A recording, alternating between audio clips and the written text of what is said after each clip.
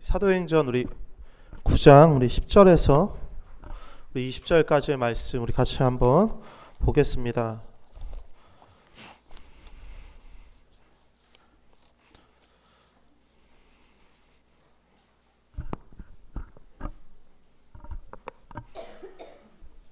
사도행전 9장 우리 10절에서 우리 20절까지의 말씀 우리 찾으셔서 한 절씩 교독하겠습니다.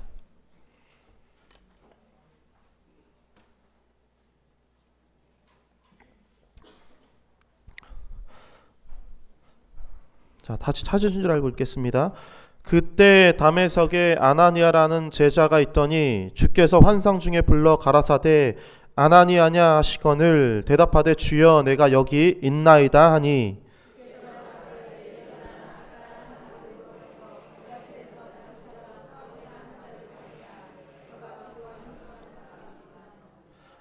저가 아나니아라는 사람이 들어와서 자기에게 안수하려고 다시 보게 하는 것을 보았느니라 하시거늘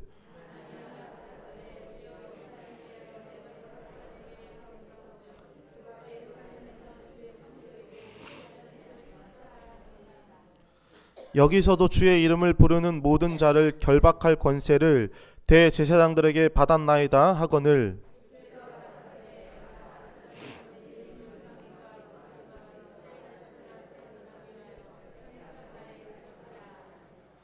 그가 내 이름을 위하여 해를 얼마나 받아야 할 것을 내가 그에게 보이리라 하시리니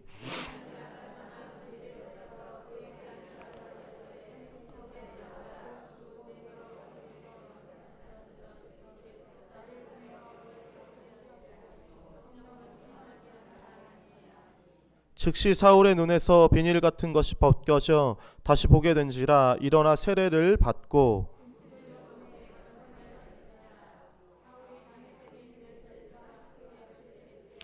같이 읽겠습니다. 즉시로 각 회당에서 예수의 하나님의 아들이심을 전파하니 아멘. 할렐루야. 3일 예배 여러분 오신 분들을 환영하고 축복합니다. 제가 아직 우이제일교회 몸에 이제 체득이 아직 안 돼서 교회 전화 왔을 때 제가 감사합니다 강북교회입니다 라고 이야기를 했었어요. 그래서 그분이 아마 놀라셨던 것 같아요. 그래서 죄송합니다 우이제일교회입니다 라고 이야기했는데요. 아직 확실히 몸에 아직 안 와서 그걸 좀 양해를 해주시고 이해를 해주시고 그러셨으면 좋겠습니다. 우리 옆에 분들 보고 한번 인사할게요. 옆에 분들 한번 바라보세요. 자, 인사하겠습니다. 잘 오셨습니다. 우리 한번 더 하겠습니다. 옆에 분들 뭐 이렇게 한번 인사할게요. 밤에 보니까 보세요. 더 아름답습니다. 여러분 우리나라 속담에 눈에 콩깍지가 씌웠다라는 속담이 있는데 아세요? 여러분 눈에 이 콩깍지가 끼면 아무것도 배는 게 없습니다. 연애할 때도 그렇고요. 결혼할 때도 그래요.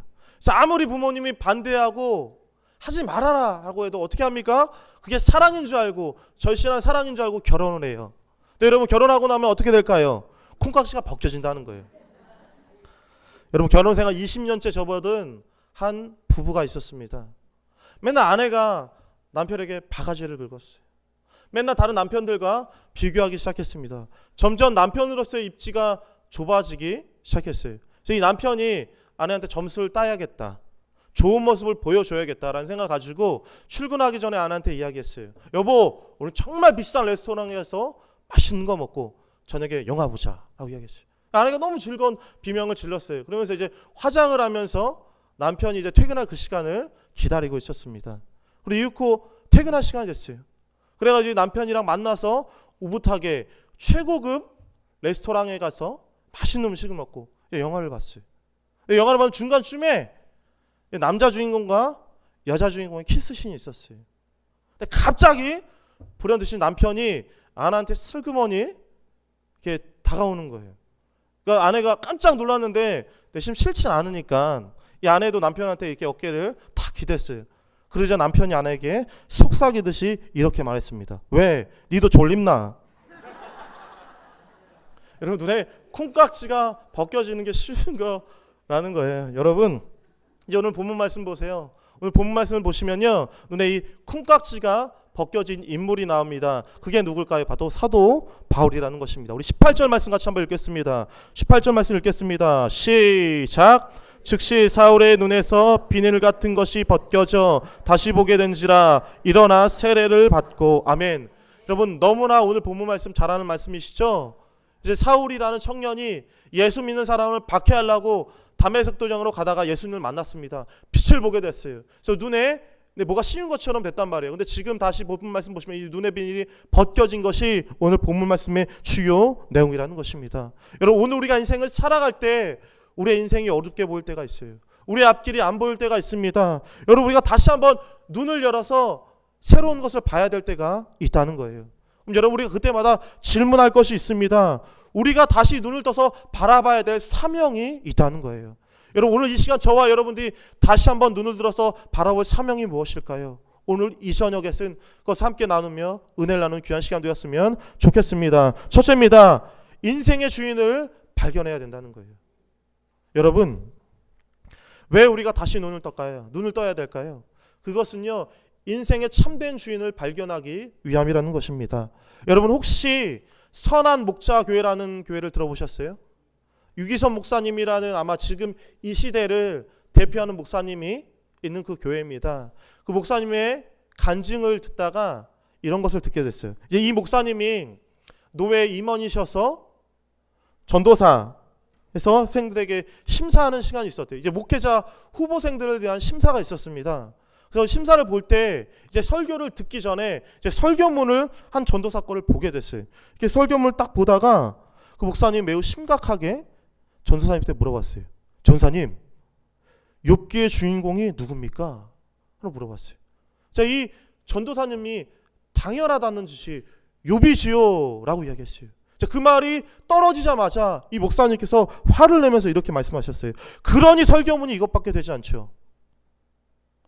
욥기의 주인공이 욥이라고 생각하기 때문에 메시지가 이것밖에 안 되고 성경의 깨달음을 알지 못하는 것입니다. 어떻게 욥기의 주인공이 욥입니까? 욥기의 주인공은 하나님이십니다. 모든 성경의 주인공은 하나님이십니다.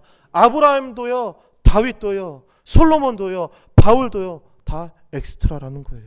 그걸 깨닫지 못하면 메시지의 내용이 중요하게 적용될 수가 없습니다 라고 이야기했다는 거예요. 여러분, 과연 성경 이야기만 그려나는 것이에요? 아니라는 거예요. 여러분, 우리의 인생사에도 주인공이 있습니다. 여러분, 우리의 인생의 주인공이 누구실까요? 바로 예수 그리스도라는 거예요. 여러분, 우리의 인생의 소망, 우리의 인생의 모든 것 되시는 분이 바로 예수 그리스도라는 것입니다. 우리가 그것을 믿을 때, 그것을 우리가 시인할 때 우리의 인생이 달라진다는 거예요. 우리의 문제가 해결되고요, 우리의 모든 것이 변화되기 시작한다는 것입니다. 우리 삶의 변화의 가장 첫 도가 되는 것이 무엇이냐면 예수 그리스도를 주인으로 인정해야 된다는 거예요. 여러분, 근데 참으로 안타까운 것이 무엇이냐면 많은 사람들이, 심지어 교회를 다니는 사람들조차 인생의 주인공이 예수님이 아니라 자기 자신이라고 생각할 때가 너무나 많이 있다는 거예요. 여러분, 한 사우나에서, 남자 사우나에서 사우나라고 남자들이 나왔습니다. 근데 이제 그 사우나에 보시면 이제 여성분들은 모르실 거예요. 안 가보셨죠? 근데 이제 남성 사우나에 가보면 상상을 하지 마세요. 그러면 이제 이렇게 머리를 말리려고 이제 거울 같은 게 있어요. 근데 갑자기 그 핸드폰이 하게 울리기 시작했어요. 이제 한 사람이, 그 앞에 있던 사람이 핸드폰을 탁 받기 시작했습니다. 근데 이 핸드폰 성능이 너무 좋아서 주변 사람들까지 다 그 핸드폰 이 통화 소리가 들리는 거예요. 통화 저편에서 그 사람이 이야기합니다. 아빠, 나 휴대폰 사도 돼? 이 남자가 이야기해요. 사! 라고 이야기했어요. 계속해서 전화의 소리가 들립니다. 아빠, 나 그럼 이번에 노트북 새로 사도 돼? 라고 물어봤어요. 그러니까 이 사람은 그래, 너 사! 라고 이야기했어요. 이번에 아들이 다시 한번 아빠, 그럼 나 이번 텔레비전 사도 돼? 라고 물어봤어요. 그러니까 주변의 사람들이 이거는 안 들어줄 거야 라고 생각을 하고 있는 그때 이 사람이 사! 라고 망설 없이 이야기하고 전화기를 끊었어요. 그리고 주변을 두리번거리면서 이렇게 외쳤습니다. 저기요! 이 핸드폰 주인 누구세요? 여러분, 너무나 많은 사람들이요, 이 이야기의 주인공처럼요 살아간다는 거예요. 여러분, 내가 주인이 아닌데요, 내 인생이 내가 주인이라고 생각하고 살아가는 사람이 너무나 많이 있다는 것입니다. 그것이 오늘 저와 여러분들의 문제라는 거예요. 여러분, 그래서 이런 말이 있습니다. 나는 내 운명의 주인이며 내 영혼의 선장이다. 근데 여러분, 이것은 대단한 착각이라는 거예요. 여러분, 우리가 예수 그리스도를 왜 믿을까요? 저 여러분들이 신앙생활 왜 할까요? 왜 그럴까요? 우리가 우리의 인생의 주인이 되지 못하기 때문에.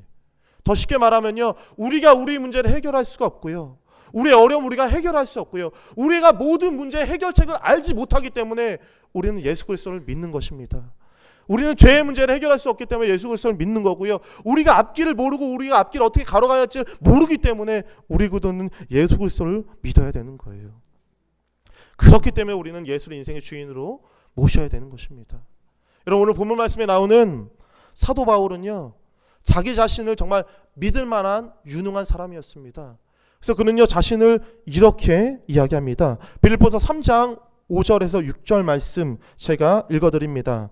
내가 8일 만에 할례를 받고 이스라엘의 족속이요 베냐민의 지파요 히브리인 중에 히브리인이요 율법으로는 바리새인이요 열심히는 교회를 핍박하고 율법의 의로는 흠이 없는 자로다.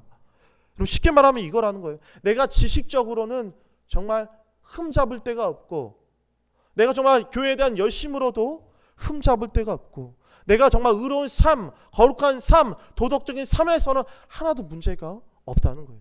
그만큼 자기 자신이 대단하다고 생각했던 사람이 누구냐면 바로 사도 바울이라는 사람이었습니다. 근데 그가요, 자기의 이 신념, 자신의 믿음이 확실하다라는 신념을 가지고 이제 예수 믿는 사람을 죽이려고 다메섹 도장으로 가다가 어떤 일이 벌어나요? 예수 그리스도를 만나죠. 그리고 그가 어떻게 됩니까? 거꾸로집니다. 그리고 그가 가장 먼저 했던 이야기가 뭔지 아세요? 주여 누구십니까? 주여 당신 누구십니까? 라고 물어봤다는 거예요. 여러분, 아마 그때 이 사도 바울에게 성령의 역사가 일어났을 거예요. 그래서 그가 뒤집히면서 지금 내가 만난 이 사람이, 이분이 내 인생의 주인이다, 나는 이분을 위해 일할 것이다, 그때 깨달았을 거예요.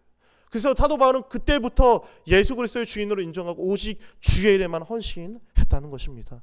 여러분, 정말 주의 일에 헌신하기를 원하십니까? 정말 하나님의 나라의 교회에 쓰임받기를 원하세요? 그럼 여러분, 예수 그리스도의 주인으로 인정하셔야 되는 거예요. 여러분, 예수님으로 주인으로 인정하는 이 고백이요, 초대 시대에는 정말 중요했습니다. 여러분, 초대교회 당시 이 로마가 모든 나라를 점령했을 때요, 여러분, 그 당시에 사람들의 인사법이 있었어요. 우리는 교회만 사람들에게 할렐루야라고 인사하죠. 근데 그 당시에는요, 로마가 모든 것을 점령했을 때는요, 그 사람들이 길을 가다가 만나면 인사가 있습니다. 길을 만나면 물어봐요. 가이사가 당신의 주인입니다 라고 인사해요. 그럼 상대편이 이렇게 얘기합니다. 맞습니다, 가이사가 내 주인입니다 라고 고백해요. 여기서 가이사라는 것은 누굴까요? 로마의 황제를 지칭한다는 거예요. 그러니까 당신의 주인이 로마의 황제입니다 라고 물어보면 네 맞습니다 라고 고백하는 게 당연했다는 거예요. 근데 여러분, 그 중에 신실한 믿음인, 정말 예수 그리스도를 정말 간절하게 믿는 사람들은 그렇게 고백하지 않았어요. 그렇게 대답하지 않았습니다. 사람이 물어봐요. 당신의 주인이 가이사입니다 라고 물어봐요. 그럼 그 사람이 뭐라고 해요? 아닙니다, 나의 주인은 예수님이십니다 라고 이야기했다는 거예요. 그럼 어떻게 될까요? 그 고백 때문에, 그 믿음 때문에 끌려갔다는 거예요. 원형 경기장에 끌려가서 사자의 밥이 되고요, 고초를 당하고 결국 죽음을 당했다는 거예요. 여러분, 지금 저와 여러분들 살아간 시대는 종교에 대한 자유가 있기 때문에 내가 예수 그리스도를 어디서는 믿는다고 고백했을 때 우린 잡혀갈 일이 없어요. 핍박당할 일이 없습니다. 그러나 그럼에도 불구하고 우린 초대교인들의 이 믿음은 본받아야 되는 거예요. 여러분, 어느 삶의 자리에서든, 어느 삶의 환경에서든 예수님이 나의 주인이시다라고 고백할 수 있는, 믿음 생활할 수 있는 저와 여러분들에게 주님의 이름으로 소망합니다. 여러분, 어느 추운 겨울날 미국 디트로이트의 한 자동차 정비공이요, 자동차를 몰고 가다가요, 갑자기 자동차가 고장났어요. 자동차 정비공이니까 자동차를 고칠 수 있을 거 아니에요. 거기 전문가일 텐데 어떻게 해도 자동차가 고쳐지지 않는 거예요. 계속 추운 겨울날 노력을 했는데 고쳐지지가 않았어요. 근데 그러고 있는 사이에 옆에서 한 차가 지나갔습니다. 그리고 한 노인이 내렸어요. 노인이 이야기합니다. 저기요, 제가 좀 도와줄까요? 라고 얘기했어요. 그 사람이 생각했어요. 아니, 노인 내가 뭘 할 수 있겠어. 아유, 노인 내가 해봤자 겠지. 한번 해보셔 라고 생각해서 한번 도와주세요 라고 얘기했어요. 근데 그 사람이요, 본네트를 열고 몇 가지를 만지니까 다 됐습니다, 시동 걸어보세요 라고 이야기하니까 시동이 걸리는 거예요. 이 자동차 정비했던 사람이 너무 당황해서 벙쪄 있을 때 그 사람이 자기의 명함을 주고 그 자를 떴습니다. 근데 그 명함에는 뭐라고 적혀 있었냐면 헨리 포드라고 적혀 있었어요. 이 헨리 포드라는 명함, 그 사람이 그 자동차를 만든 장본인이었다는 거예요. 여러분, 우리를 만드신 분, 우리를 구원하신 분, 그분이 우리를 제일 잘 아시겠죠. 그렇기 때문에 우리는 예수 그리스도의 주인으로 인정해야 되는 거예요. 우리를 너무나 잘 알고 계시기 때문에. 그럼 제가 정말로 좋아하는 이야기가 있어요. 그 이야기를 말씀드리려고 해요. 여러분, 교회 나간 지 1년도 채 되지 않은 한 고등학교를 다니는 남자아이가 있었어요. 근데 이 아이가요, 이제 교회 나간 지 얼마 되지 않았는데 그 교회에서 추수감사주일을 맞는 2부 행사로 성경 암송대회를 열었습니다. 근데 큰 상금이 걸렸어요. 그래서 이 학생이 상품에 눈이 어두워서 상품을 너무나 받고 싶으니까 잘은 모르지만 한번 나가보자 라고 해서 이제 성경 암송대회에 나갔어요. 근데 이 학생이 외워야 될 그 구절이 뭐였냐면 시편 23편 구절이었단 말이에요. 우리 너무나 다 알고 계시죠? 다 암송하시잖아요. 아멘. 죄송합니다. 여러분, 그러단 말이에요. 시간이 되니까 주구장창 외웠습니다. 드디어 이 학생의 때가 됐어요. 학생이 당당하게 딱 서서 이야기했습니다. 시작하겠습니다. 여호와는 나의 목자시니 내가 부족함이 없으리로다 라고 이야기했어요. 근데 갑자기 그 다음에 생각이 나지 않는 거예요. 머릿속에 맴도는데, 입가에 자꾸 맴도는데 나오지가 않는 거예요. 그래서 이 학생이 씩씩하게 죄송합니다. 다시 하겠습니다 라고 얘기하면서 여호와는 나의 목자시니 내가 부족함이 없으리로다 라고 이야기했어요. 또 생각이 나지 않는 거예요. 너무 민망하잖아요. 근데 이대로 들어갈 수는 없으니까 다시 한번 해야겠다고 해서 정말 죄송합니다. 다시 하겠습니다 라고 합니다. 그러면서 여호와는 나의 목자시니 내가 부족함이 없으리로다 라고 이야기했어요. 또 생각이 나지 않는 거예요. 근데 이제 그것을 친구들이 알아서 막 격려를 해주기 시작했어요. 괜찮아. 한번 다시 한번 해봐. 그래서 이 친구가 너무 민망하지만 이대로 들어가면 체면이 구겨질 것 같아서 다시 한번 이제 하려고 할 때 이 학생이 깨달은 게 있었어요. 생각든 게 있었어요. 목사님이 설교하실 때 하나님이 천지를 만드시고 이 온 우주를 주관하시는 주인이고 나의 목자 되시는데 내가 뭐가 부족할까? 부족할 게 없겠지. 딱 깨달았어요. 그리고 당당하게 얘기했습니다. 다시 하겠습니다. 여호와는 나의 목자십니다. 그러므로 내가 부족함이 없습니다. 이상 끝! 하고 내려갔다는 거예요. 여러분, 주님이 나의 목자 되시고 주님 나의 주인 되시는데 우리가 뭐가 부족하겠어요? 그럼 뭐가 두렵겠어요? 뭐가 걱정되겠어요? 여러분, 예수님을 주인으로 인정하는 그 인생, 그게 진짜 행복한 인생이라는 거예요. 여러분, 저와 여러분들 그런 인생 살기를 원합니다. 여러분, 우리가 그렇게 살아야 되는 거예요. 여러분, 오늘 다시 한번 이 저녁에 예수 그리스도를 나의 주인으로 고백하며 나아가는 저와 여러분들에게 주님의 이름으로 소망합니다. 둘째입니다. 둘째는 뭐냐면요, 변화된 삶을 사셔야 된다는 거예요. 여러분, 바울이 예수님을 구세주로 고백한 다음에 그 다음에 행동을 그는 이렇게 고백합니다. 사도 바울은 자신의 회심 사건을요, 사도행전 22장에 이렇게 증언해요. 제가 읽어드릴게요. 사도행전 22장 9절에서 10절 말씀입니다. 나와 함께 있는 사람들의 빛을 보면서도 나더러 말하시는 이의 소리는 듣지 못하더라. 내가 가로되 주여 무엇을 하리이까? 주께서 가라사대 일어나 다메섹으로 들어가라.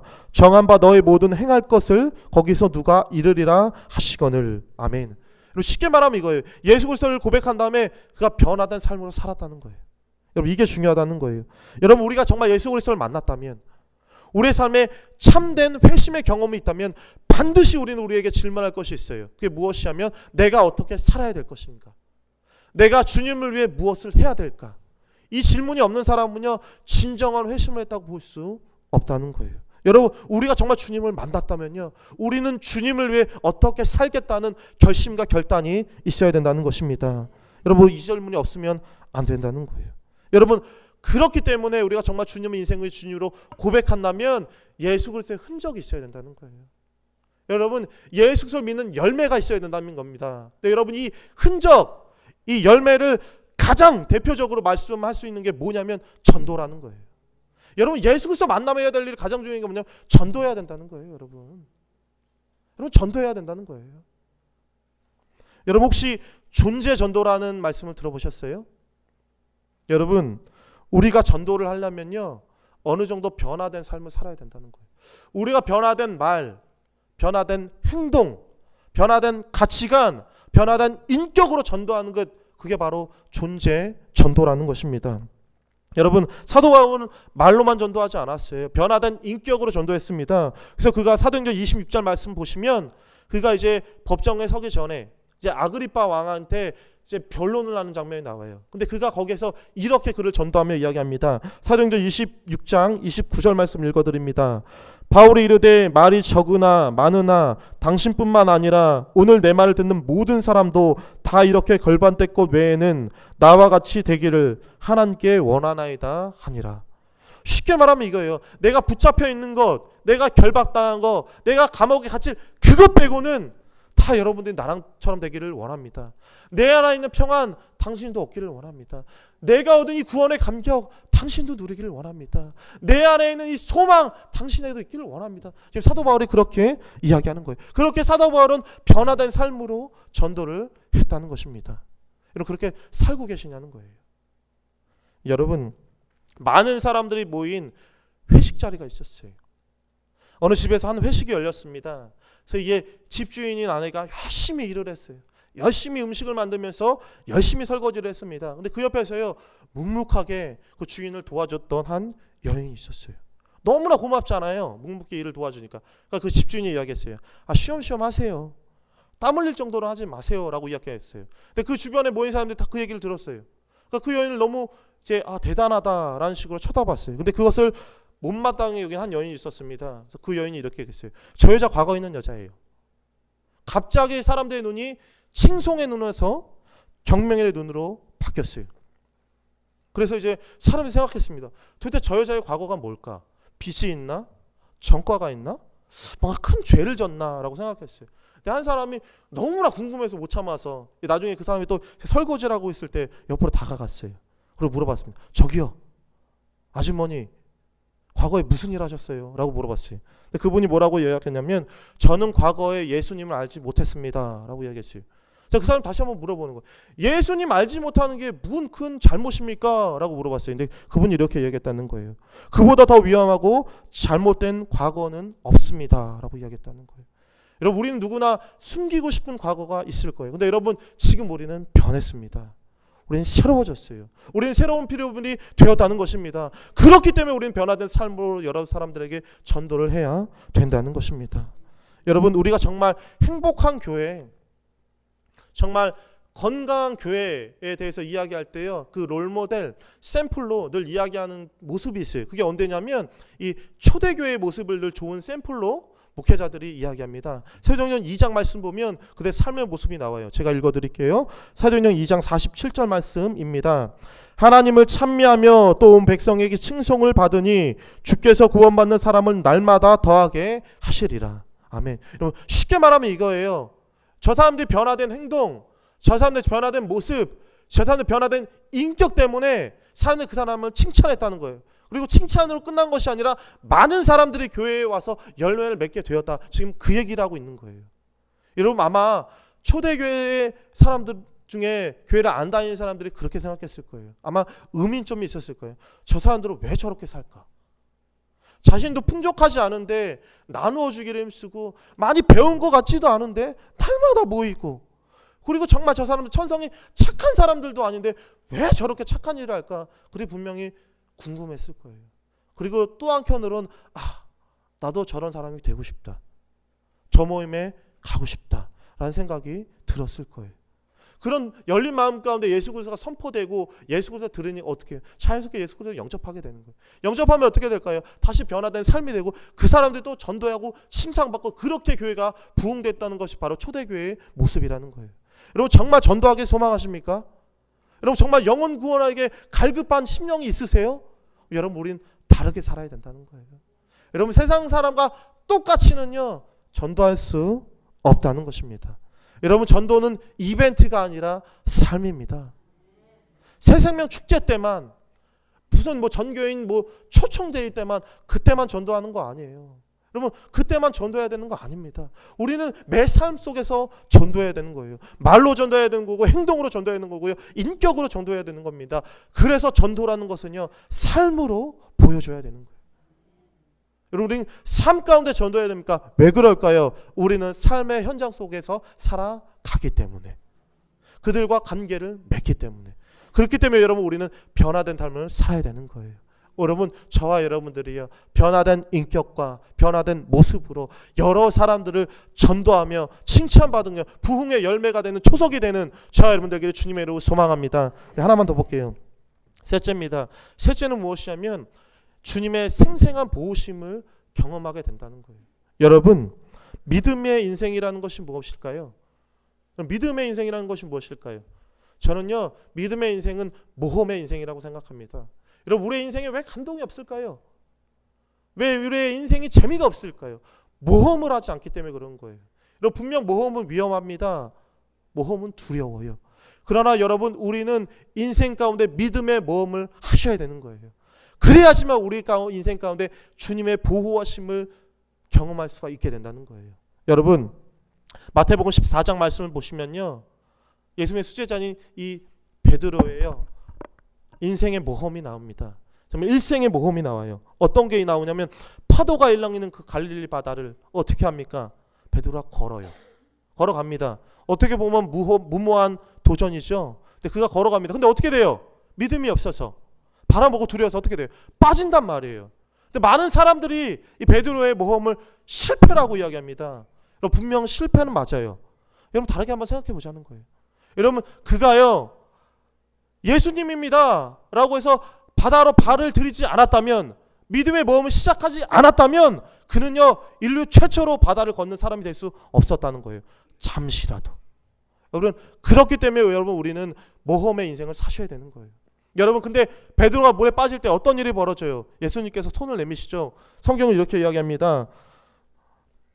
마태복음 14장 31절 말씀 읽어드립니다. 예수께서 즉시 손을 내밀어 저를 붙잡으심에 가라사대 믿음이 적은 자여 왜 의심하느냐. 여러분 예수는 믿음이 없다고 이야기하지 않았어요. 믿음이 적다고 이야기했습니다. 근데 중요한 건 예수님이 책망맞지만 않았다는 거예요. 어떻게 하셨어요? 손을 내밀었다는 거예요.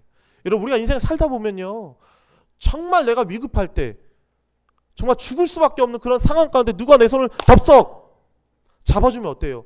너무 고맙잖아요. 그 은혜 있습니까? 못 있습니까? 못 잊어요.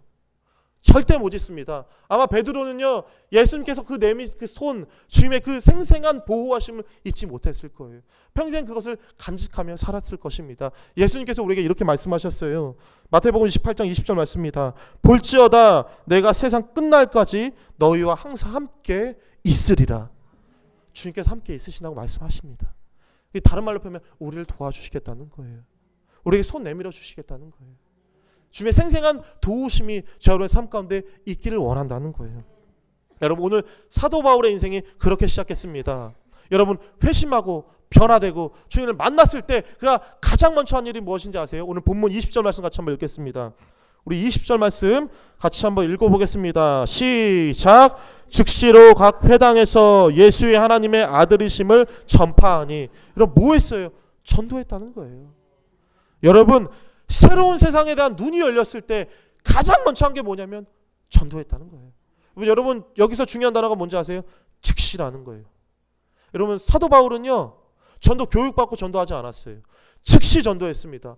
많은 사람들이요 훈련받고 전도하겠다라고 이야기하신 분 너무 많아요. 물론 훈련받으면요 더 전도 잘할 수 있습니다. 그러나 중요한 것은요 삶으로 부딪히면서 훈련이 될 수 있다는 거예요. 여러분 우리는 품위 있게 전도하는 것도 중요하지만 중요한 것은 나가서 전도를 해야 된다는 거예요. 여러분 앉아만 있으면 안 된다는 것입니다. 여러분 그게 중요한 거예요. 여러분 왜 많은 사람들이 전도 안 하는 걸까요? 왜 많은 사람들이 전도는 못 하는 것일까요? 많은 이유가 있겠지만 그것은요 아직 자신의 사명에 대해 눈을 뜨지 못했기 때문에 그런 것입니다. 은혜의 비닐이 벗겨져서 정말 내가 살아계신 주님을 만난다면 그 감격 때문에 우리는 전도 안 하면 살아갈 수가 없다는 거예요. 여러분 기억하십시오. 예수 그리스도를 내 삶의 구주로 모셨다면 우리는 반드시요 전도해야 된다는 거예요. 그러면 여러분 예레미야 선지자는 이렇게 고백합니다. 예레미야 20장 9절 말씀 읽어드립니다. 내가 다시는 여호와를 선포하지 아니하며 그 이름으로 말하지 아니하리라면 나의 중심이 불붙을 것 같아서 골수에 사무치니 답답하여 견딜 수 없느니라. 예레미야가 선포했어요. 예수 하나님의 말씀을 선포했습니다. 지금 오면 전도했다고 할 수 있어요. 선포했는데 어때요? 사람들이 무시당해요. 사람들이 곤욕을 당합니다. 그래서 하기 싫다, 안 해야지, 할 필요 있겠냐라고 하면서 이제 좌절을 성심해서 안 하려고 할 때 그때 이 마음의 중심에서 안 하면 도저히 버틸 수가 없는 거예요. 그 주님의 사랑이 너무나 감격해서 그것을 말하지 않고 살아갈 수가 없다는 거예요. 여러분 그런 열정이 우리에게 있어야 된다는 거예요. 주님에 대한 사무치는 열정이 우리 가운데 있어야 된다는 것입니다. 여러분 그것이 사라진 영혼들이 너무나 많이 있어요. 여러분 제가 교회 다니면서요 제일 안타까울 때가 언제인지 아세요? 저한테 가끔 제가 새로운 교육자 생활하면 집사님, 권사님, 안수 집사님, 장로님들이 오세요. 그렇게 이렇게 이야기합니다. 제가요 정말 전에는 열심히 전도했어요. 제가요 전에는 정말 교회를 위해 헌신했어요. 제가 정말 얼마 전에는요 하나님의 나라를 위해 헌신했어요. 근데 제가 정말 아직 소심해서 그럼 지금은요 물어볼 수는 없잖아요. 근데 속으로 그렇게 물어보는 거예요. 근데 왜 그렇게 얘기해요? 지금은 못한다는 거예요. 많은 분들이요 예전 이야기를 하십니다. 예전도 중요하죠. 근데 중요한 것은요 현재가 중요하다는 거예요. 여러분 과거 일로 천국에 갈 수 없는 거잖아요. 여러분 오늘 우리는 매일매일 삶 가운데 전도하셔야 되는 거예요. 여러분 이제 새로운 인생을 시작하게 된 사도 바울은요 즉각적으로 전도하기 시작했습니다. 근데 어떤 일이 벌어졌을까요? 핍박을 당했어요. 여러분 미움을 받았습니다. 이 시에 탁월한 목회자인 에디슨 토저 목사님이 이런 말씀하셨어요. 만약 여러분들이 예수를 믿으면서 미움과 핍박을 받아본 경험이 없다면 그것은 여러분이 착해서가 아니라 아직까지 전도를 하지 못했기 때문이 아닌가를 심각하게 고민해 봐야 합니다. 여러분 우리가 이웃에게 미움과 핍박을 받아본 적이 없다면 전도하지 않았기 때문에 그렇다는 거예요. 여러분 우리가요 때로는요 전도함으로 인해 미움도 받아야 되는 거고요 하나님의 함으로 인해 핍박도 받아야 되는 거예요. 그럼 이렇게 생각하죠. 전도하면 핍박만 당하지 않냐, 하나님 일하면 미움만 당하지 않냐. 그렇지 않다는 거예요. 여러분 사도 바울이요 전도한 다음에는 핍박을 받았어요. 근데 그렇게 끝나지 않았다는 거예요. 성경은 그렇게 이야기하지 않습니다. 그 직후에 일어난 일을 이렇게 이야기해요. 핍박을 당했어요. 그러나 그는 굴하지 않고요 계속 전도했습니다. 하나님 말씀을 계속 선포했어요. 사람들이 열받기 시작했어요. 잡아 죽이리라. 그래서 사도 바울이 이제 못 나가게 하려고 막 파수꾼을 막 삼아서 잡아 죽이려고 했는데 그때 어떤 일이 일어날까요? 하나님께서요 신실한 동역자를 보내서요 그를 광주리 태워 공공침착처럼 벽을 타여서 내려오는 역사가 일어났다는 거예요. 이게 다른 말로 표현하면 하나님의 역사가 일어났다는 거예요. 여러분 내가 하나님의 역사를 보기를 원한다면 하나님의 일을 하셔야 되는 거예요. 하나님의 일을 하시지 않고 하나님의 역사와 임재가 일어나지 않다고 이야기하면 잘못됐다는 거예요. 여러분 인생을 살아가면서 하나님의 도우심과 하나님을 보호하심을 경험하지 않기를 원하는 사람은 없습니다. 여러분 누구나 인생의 어려움마다 하나님의 도우심을 원합니다. 하나님의 도우심을 간절히 바라요. 근데 중요한 질문이 있어요. 우리가 보호받을 만한, 우리가 하나님께 칭찬받을 만한, 하나님과 함께 하실 만한 인생을 살고 있냐는 거예요. 여러분 우리가 전도를 시작할 때 주님의 생생한 도우심의 역사가 일어납니다. 왜 그럴까요? 우리가 주어진 사명을 감당하고 있기 때문에. 여러분 우리가 사역 감당하면요 사명 감당하면요 주님의 역사는 반드시 일어납니다. 말씀 정리합니다. 여러분 우리 얼마 후면요 새생명 대축제가 있어요. 여러분 다들 아시죠? 지금까지 열심히 해오셨겠지만 다시 한번요 눈의 비닐이 벗겨져서 영혼들을 향한 눈을 뜨시길 주님으로 소망합니다. 여러분 내가 전도했을 때 그 영혼들이 교회에 나와서 주님을 만났을 때 그 감격 다시 한번 회복하는 이 밤 되기를 주님의 이름으로 축원합니다. 기도하겠습니다.